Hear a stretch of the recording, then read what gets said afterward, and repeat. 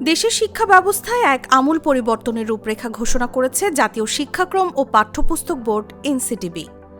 ২০২৭ শিক্ষাবর্ষ থেকে প্রাথমিক ও মাধ্যমিক স্তরের পাঠ্যপুস্তকে দীর্ঘদিনের একপেশে ইতিহাসের বিচ্যুতি সংশোধন করে প্রকৃত সত্য তুলে ধরার উদ্যোগ নেওয়া হয়েছে। ভিটামিন ই ও সি সিরাম ৮টি প্রাকৃতিক অয়েল সমৃদ্ধ লিলি সিরাম অয়েল, যা চুল পড়া কমায় মাত্র ৩০ দিনে। এনসিটিবি চেয়ারম্যান মোহাম্মদ মাহবুবুল হক পাটোয়ারি জানান, নতুন কারিকুলামে মুক্তিযুদ্ধের বীরত্বগাথা কোনো নির্দিষ্ট বলয়ে সীমাবদ্ধ না রেখে সবার অবদান নিরপেক্ষভাবে চিত্রিত করা হবে।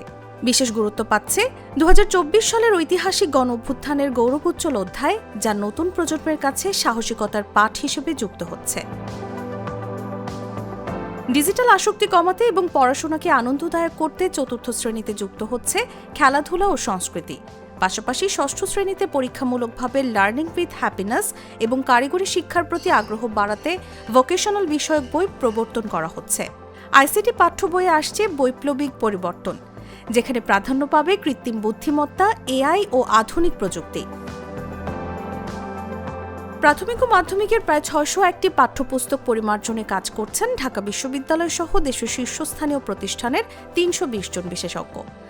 অভিজ্ঞতা ভিত্তিক শিক্ষা দর্শনের উপর ভিত্তি করে বইয়ের সংখ্যা কমিয়ে ব্যবহারিক শিক্ষার পরিধি বাড়ানো হচ্ছে।